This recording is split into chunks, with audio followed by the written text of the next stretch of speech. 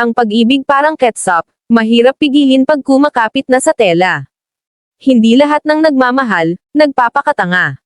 Ang iba, nagmamahal lang talaga ng buong buo. Pag iniwan ka, huwag kang magalit sa taong umalis. Dahil minsan, kailangan kanyang iwanan para matutong lumisan. Hindi lahat ng gustong sabihin, nasasabi. Minsan kasi, mas mahalaga ang mga bagay na hindi mo na ipaparating. Kapag mahal mo, ipaglaban mo. Huwag mong hayaang mawala nang hindi mo man lang nahirapan.